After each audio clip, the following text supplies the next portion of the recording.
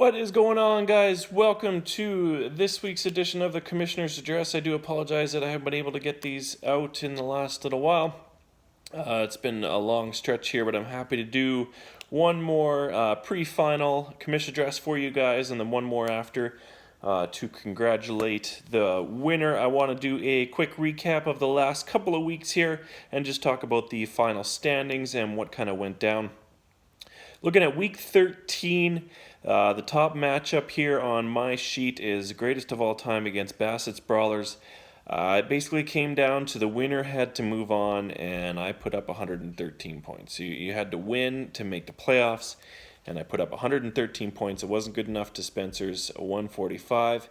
That moved him to 7-6 to finish the season in 5th spot, the regular season, and the greatest of all time.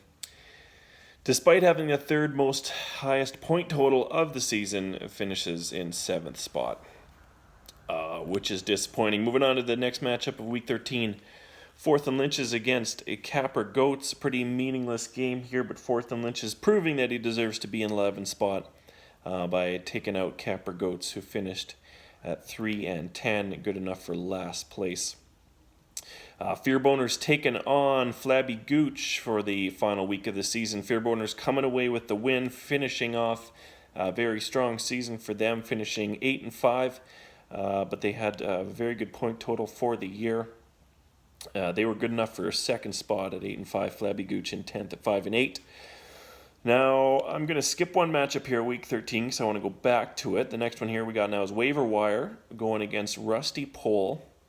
Waiver Wire really needed to win here because if he didn't, there was a chance that he wouldn't have gotten in, and maybe I would have, which would have been great. But that didn't happen. Waiver Wire did come away with the win over Rusty Pole. Waiver Wire finishing at 7-6, good enough for the final. Sixth and final playoff spot. Rusty Pole finishing at 8-5, good enough for 4th. And that just shows you how tight the league was. Fearboners was 8-5 at 2nd. And Rusty Pole was 8-5 at 4th. Villette's Vengeance taking on Average JoJo's. Both of these guys finishing at 6-7, but they did have a tight matchup in Week 13. Villette's Vengeance coming away with the win, 119.6 to 119.44. Probably the tightest margin of victory we've had this year. Now, the matchup that I skipped that I'm most interested in talking about is Jack and Goff against Broken Johnsons. Broken Johnsons had the first overall pick, which he took David Johnson, which is a fairly reasonable first pick, and lost him in the first quarter, and he still finished first in our league in the regular season, so congrats, Broken Johnsons, on finishing first at 9-4 in sole position. Jack and Goff did actually come away with the win in Week 13, 170 to 158, and finished at 8-5, good enough for 3rd place. Now, as you guys know, that is a rematch of last year's championship game, and it is now the championship game this year again. So congrats, guys, on making the championship. Now, you guys probably know, or maybe you don't, but these two guys I set up as random rivals during Rivalry Week, and it's obviously turned into the best rival in our league. So looking back at this year, they did actually play each other twice already. Like I said, Jack and Goff did come away with the win in Week 13. But in Week 4, when they played each other, Broken Johnsons came away with the win in a very tight game, 167.34 to 166.22. So just over a point separating them in Week 4. So they've actually split games this year, and now they play against each other in the finals. So the finals is going to be fantastic. So I just want to jump into Week 14 real quick. So Bassett's Brawlers did beat me to get into the finals, into the playoffs, and then he put up 92 points in the Week 1 of the playoffs. Rusty Pole taking the win, 154.42 to 92.9 to move on. The other matchup in the championship bracket, Jack and Goff taking on the Waiver Wire. This was a tighter matchup, I think, or a lower scoring matchup than most of us expected. Jack and Goff coming away with the win, 129.92 to 111.6. Of course, Fearboners and Broken Johnsons being 1-2 in our league did get a bye through the first week of the championship playoffs. I'm not even going to touch on the consolidation bracket because there's just really nothing going on. Because it's consolidation. Week 15.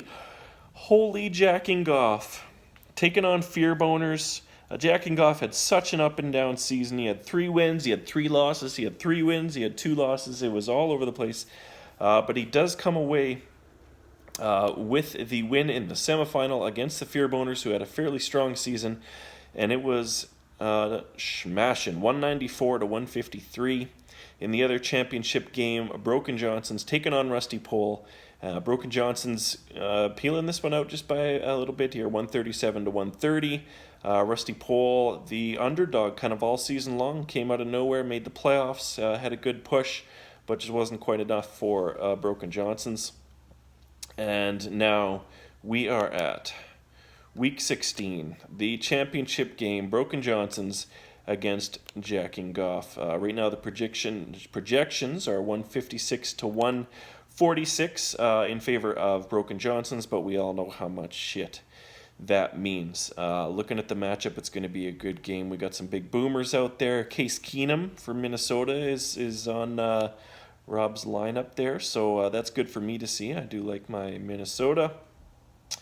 Mike Evans, Tyreek Hill, Todd Gurley, Kareem Hunt, Alex Smith, Dak Prescott, Michael Thomas, Keenan Allen, Dougie B, Mark Ingram. Man, these are some good teams. And then Blake Bortles kind of came out of nowhere. Speaking of quarterbacks, it was kind of a shame to see Rodgers get dropped and then picked up by, of course, the most active guy on our waiver wire in Wade and started him. So that was interesting, even though he didn't come back. So I'm glad he didn't throw 4 touchdowns for you, Wade. So that's good.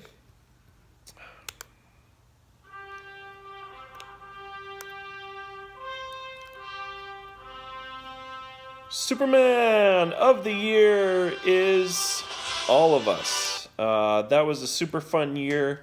It was crazy tight, right down to the wire. The rivalries were good. There was some good football. This is probably, and maybe it's just because I'm getting more football minded because I play fantasy football now, so I know everything about football.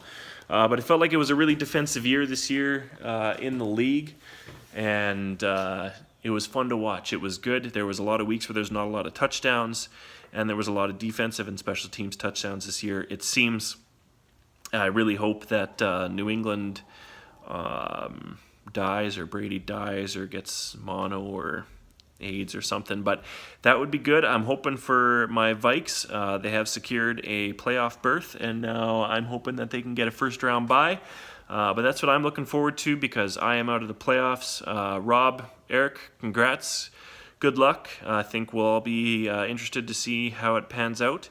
And just in case anybody's wondering, the prizes that we did last year were third gets their money back, second gets $200, and then the winner gets the rest, which after expenses is around $900, $800.